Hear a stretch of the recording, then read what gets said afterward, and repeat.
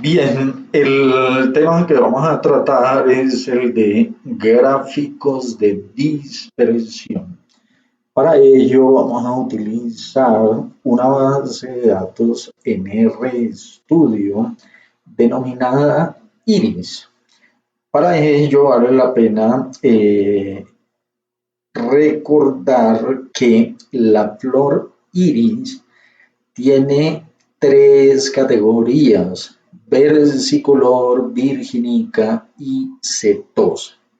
Y las variables de interés son, para el pétalo, tanto su ancho como su longitud, y estas mismas para el sépalo.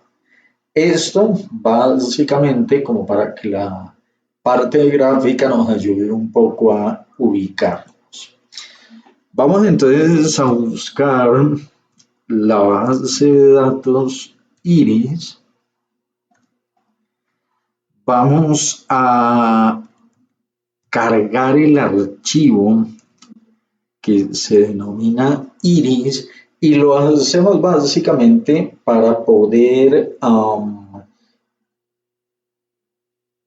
seleccionar las variables directamente.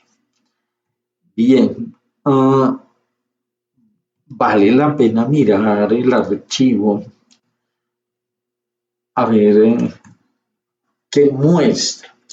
Entonces, fíjense que aparece longitud y anchura tanto para el sépalo, longitud y anchura para el pétalo y la especie. Entonces, aquí hay setosa, versicolor, etcétera, y por acá virginica. Bien, si ya tenemos cargado el archivo, pues vamos a hacer un gráfico con, a ver, aquí creo que me va a tocar cargar nuevamente el gráfico para poder tomar las variables directamente. Entonces tomamos plot y vamos con longitud del pétalo y con longitud del ancho de ese pétalo. Esa gráfica pues, nos permite ver este gráfico de dispersión, o perdón, esa instrucción. Vamos a dejarlo acá como para verlo en toda su amplitud. Tenemos la nube de puntos, un diagrama de dispersión tradicional. Esto, pues la nube indica que hay una relación directa. A mayor longitud del pétalo, pues también el ancho va aumentando. Y aquí, pues no podemos distinguir entre cada una de las categorías, eso lo haremos mucho más adelante. Bien. A este gráfico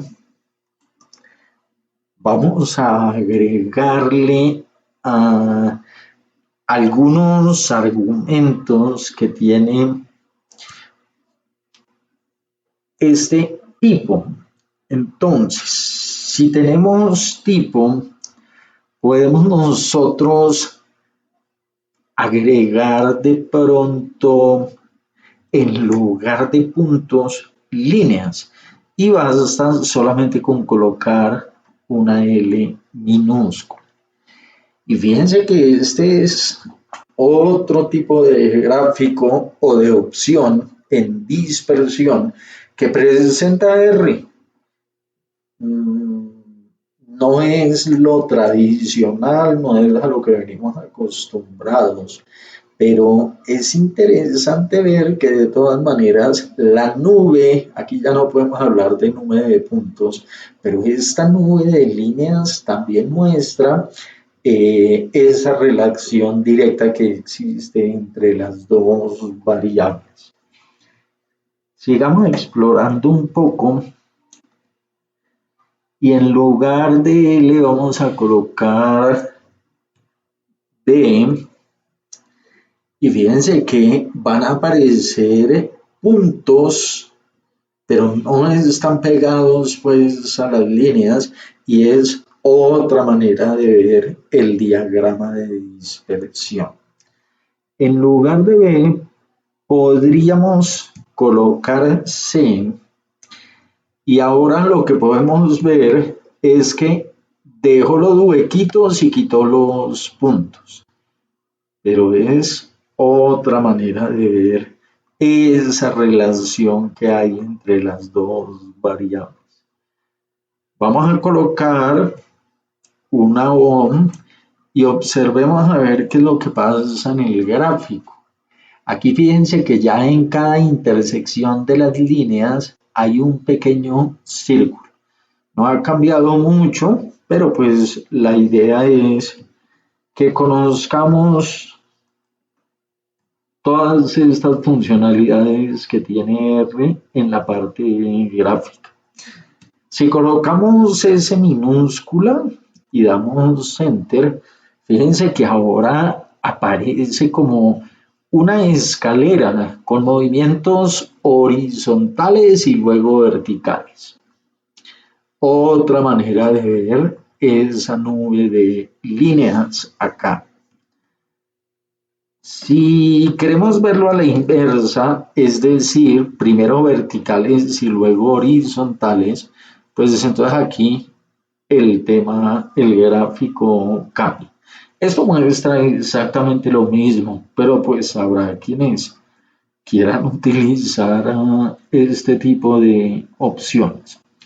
Hay otro, vamos a colocar aquí una H y esa H lo que muestra es una especie de histograma con líneas.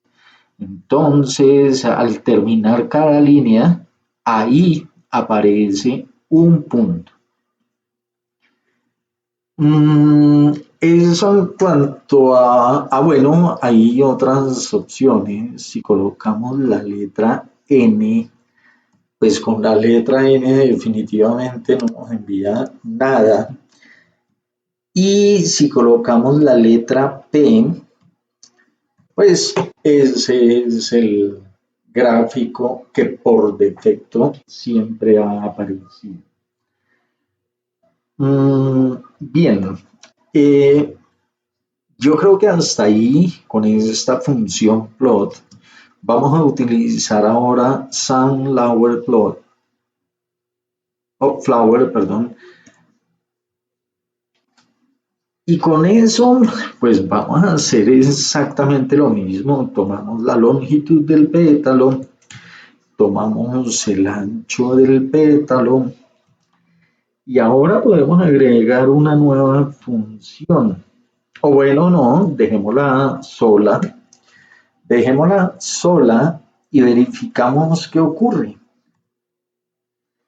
Entonces, a cada punto le aparecen unos pétalos. Bueno, no a cada punto, a algunos.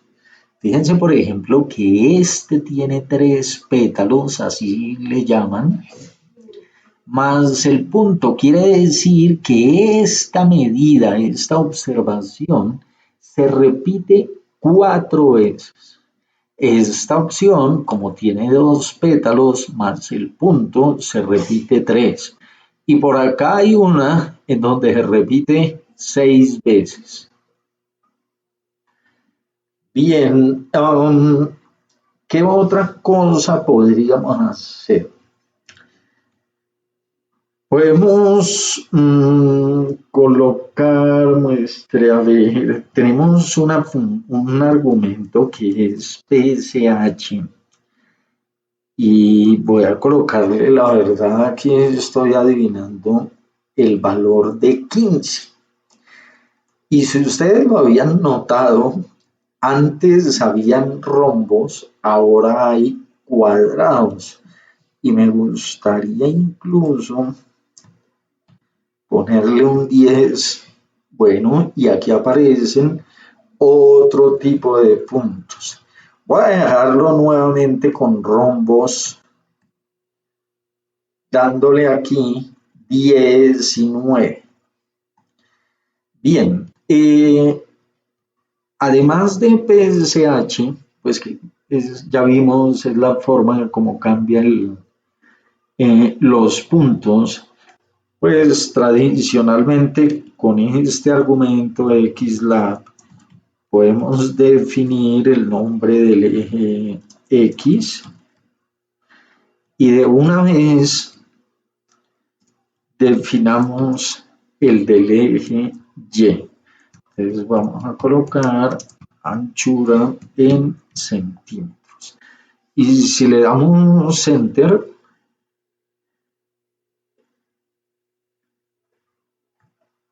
bien, entonces aparece longitud y anchura.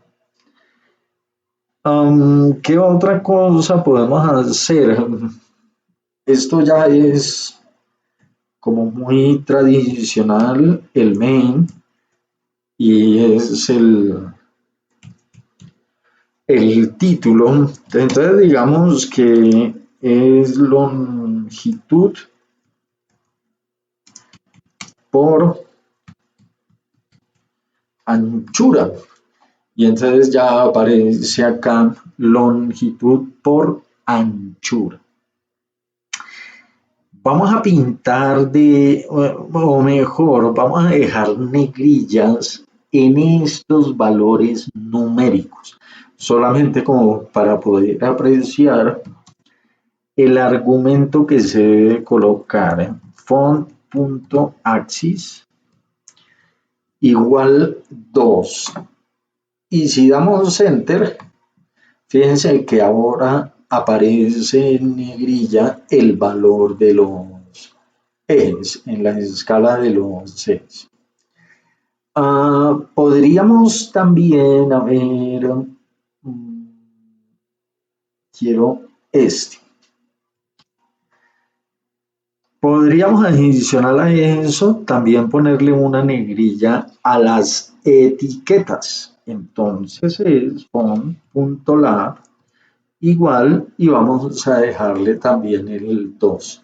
Y fíjense que esto aparece en negrilla.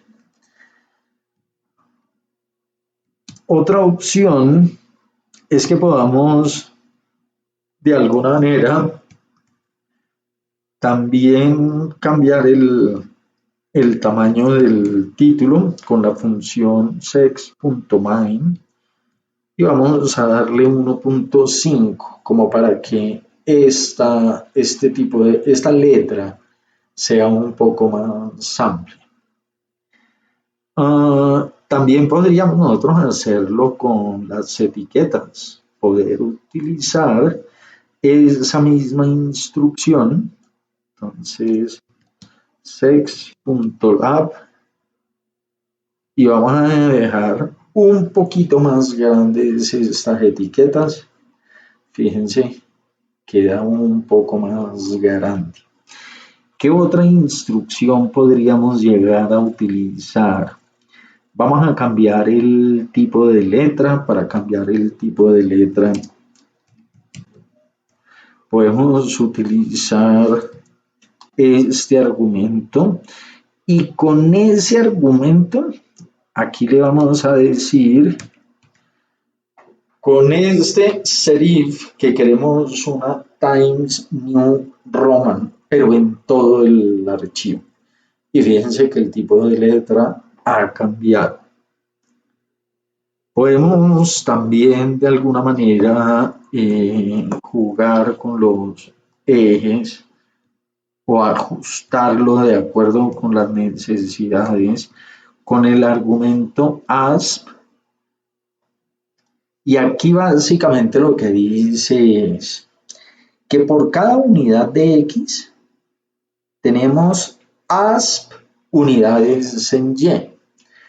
Aquí este valor ASP, ya para el gráfico que nos acaba de salir, es un 2, porque fíjense que se requieren dos distancias de estas para llegar a 1. Y aquí, para representar 1, se ha necesitado únicamente una única distancia. Esto es un juego de escala y proporción de ejes. Entonces en as vamos a dejarlo como uno, es decir, que aquí estas unidades sean exactamente igual acá. Damos enter y fíjense que eso fue lo que ocurrió.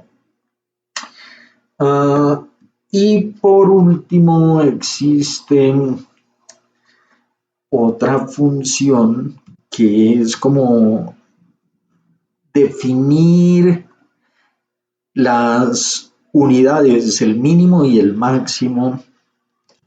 Vamos a hacerla únicamente aquí con el eje Y. Y entonces vamos a decir que ese mínimo y máximo sea un vector de 0 a, no sé, a 4 tal vez. Y el cambio se va a notar acá, de 0 a 4. Y estas son las modificaciones que hemos logrado hacer. Sin embargo, pues este espacio se pierde mucho, entonces aquí pues no vale la pena dejarlo tan feo. Lo mismo acá, entonces podríamos dejar un 0.5 y digamos por acá un 2.5 a ver qué pasa. Bueno, aquí no veo que lo haya tomado muy bien el Jelly 0.5 y 2.5.